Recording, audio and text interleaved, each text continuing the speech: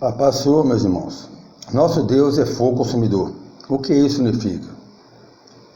Nosso Deus é fogo consumidor porque Ele é plenamente justo, puro e santo. Sua santidade jamais tolera o pecado e sua justiça exige a punição da transgressão de sua lei. Essa verdade é um alerta para que sirvamos a Deus de modo agradável, com reverência e santo temor. Por isso, o escritor de Hebreus escreve, porque o nosso Deus é fogo consumidor. Hebreus capítulo 12, versículo 23. Só lembrando, meus irmãos, que quem escreveu a carta aos Hebreus foi o apóstolo Paulo, tá? O apóstolo Paulo, o apóstolo dos gentios. Deus é fogo que consome.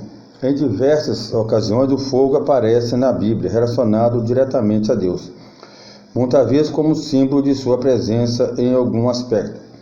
Foi assim na aliança de Deus com Abraão, Gênesis capítulo 15, versículo 17, na convocação de Moisés, quando ele avistou uma sarça ardente, de acordo com Êxodo, capítulo 3, versículo 2, na coluna de fogo que acompanhava os israelitas, de acordo com Êxodo capítulo 13, versículo 21. Êxodo capítulo 13, versículo 21 e outros. Sem dúvida, a associação mais marcante do fogo com Deus no Antigo Testamento diz respeito à sua santidade. A santidade é um dos atributos morais de Deus. Ele é plenamente santo.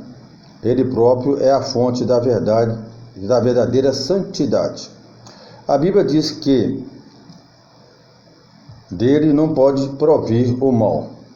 A santidade de Deus é tamanha que seus olhos não podem contemplar a iniquidade, de acordo com Abacuque, capítulo 1, versículo 13. Tudo isso significa que o homem pecador não pode se aproximar de Deus de qualquer maneira. Quando Deus desceu em fogo no Monte Sinai, os israelitas foram avisados para não ultrapassarem certo limite. Caso contrário, eles seriam destruídos, de acordo com Êxodo, capítulo 19, versículo 18 a 21. Quando Moisés subiu novamente no Sinai para receber a lei de Deus, a Bíblia diz que o aspecto da glória do Senhor era como um fogo consumidor, de acordo com Êxodo, capítulo 24, versículo 17. Para apaziguar sua ira devido ao pecado do homem, o próprio Deus instituiu, na antiga aliança, um sistema sacrificial, cuja finalidade principal era expiatória. Deus separou os sacerdotes que serviram como representantes entre ele e o povo. Esses sacerdotes cuidariam dos sacrifícios que deveriam ser oferecidos. O fogo que acendeu o altar onde era oferecido o sacrifício foi enviado pelo próprio Deus. O livro de Levítico fala sobre como saiu o fogo de diante de Deus e consumiu a oferta queimada. Levítico capítulo 9, versículo 24. Esse mesmo fogo, porém, logo depois também consumiu os filhos de Arão, que ousaram trazer fogo estranho diante de Deus, de acordo com Levítico capítulo 10, versículo de 1 a 3. O nosso Deus é fogo consumidor. Quando o escritor de Hebreus diz que Deus é fogo consumidor, ele faz uma citação de Deuteronômio, capítulo 4, versículo 24. Nesse texto de Deuteronômio, Moisés prepara os israelitas para entrarem na terra prometida. Então ele exorta o povo à obediência e alerta acerca do perigo da idolatria. Moisés avisa que Deus não toleraria a adoração dividida em Israel. Nesse contexto, o escritor bíblico escreve: porque o Senhor teu Deus é fogo que consome, é Deus zeloso, de acordo com Deuteronômio, capítulo 4, versículo 24. Já no capítulo 12 da carta aos Hebreus, que nesse caso foi escrito por apóstolo Paulo, o apóstolo dos gentios, o escritor neotestamentário fala sobre a necessidade de o cristão perseverar na fé. Ele diz que o crente deve imitar o exemplo de Cristo e exortar o redimido a viver de um modo que agrada a Deus. Nesse sentido, ele indica a necessidade indispensável da santificação. Por isso, no próprio capítulo 12 está registrado o importante alerta: segue a paz com todos e a santificação, sem a qual ninguém verá o Senhor, de acordo com Hebreus capítulo 12, versículo 14. Além disso, a superioridade de Cristo e de seu ministério messiânico é um tema central em Hebreus. Durante sua carta, o escritor estabelece muitos paralelos entre a antiga e a nova aliança, com a finalidade de demonstrar o caráter superior, perfeito e definitivo da última. Em Hebreus 12, ele mantém esse foco e fornece um contraste entre Sinai e Sião. O escritor fala sobre como aqueles que recusaram as advertências divinas na antiga aliança foram punidos. Em seguida, ele reflete sobre quão mais severo castigo é merecedor aqueles que rejeitam o Evangelho de Cristo. Assim, ele conclui o capítulo dizendo que o cristão deve servir a Deus de modo agradável, com reverência e santo temor. O motivo disso é explicado imediatamente na sequência do texto, porque nosso Deus é fogo consumidor. Hebreus capítulo 12, versículo 28 e 29. Isso significa que o verdadeiro cristão se aproxima de Deus da maneira correta. Ele compreende a grandeza da obra de Cristo e está ciente da santidade de Deus e de seu juízo inevitável contra aqueles que desprezam sua oferta de salvação por meio de seu Filho Jesus. O que significa dizer que Deus é fogo consumidor? Parece que muitas pessoas não entendem o que realmente significa dizer que Deus é fogo consumidor. Muitas, inclusive, oram pedindo que Deus venha sobre elas como fogo consumidor. É cada vez mais comum ouvir pessoas pedindo para serem incendiadas e consumidas pelo fogo de Deus. Como já foi dito, é verdade que existem diferentes sentidos do fogo relacionado a Deus na Bíblia. Uma das aplicações mais lembradas por todos é aquela em que o fogo transmite a ideia de purificação, conforme Isaías capítulo 6. Há também aquele sentido que remete à descida do Espírito Santo no dia de Pentecostes, de acordo com Atos capítulo 2.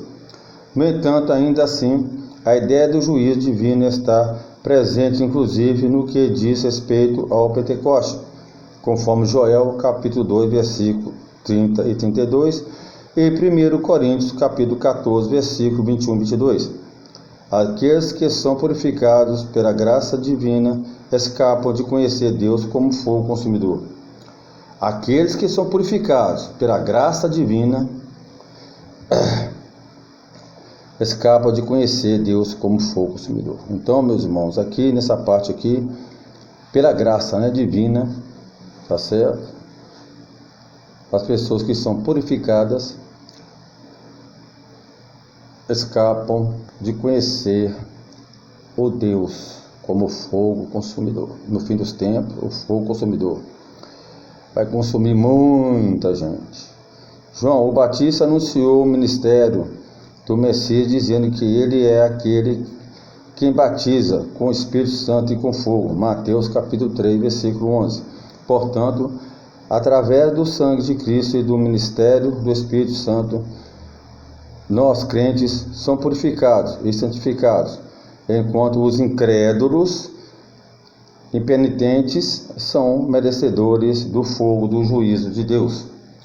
Definitivamente, a ideia de que devemos pedir que Deus venha como fogo consumidor sobre nós é indefensável à luz das Escrituras. Como foi dito, Deus se manifesta na Bíblia como fogo consumidor, por dois motivos principais: para consumir a oferta pelo pecado ou para consumir o pecador indigno, como no caso dos filhos de Arão. Essa verdade também aponta para a grandiosa obra de Cristo. Se hoje Deus não vem como fogo consumidor sobre nós, é porque sua ira contra o pecado caiu sobre Cristo. Caiu sobre Cristo, ou seja, Deus mandou Jesus Cristo, seu único filho, pela graça, morrer na cruz para nos salvar.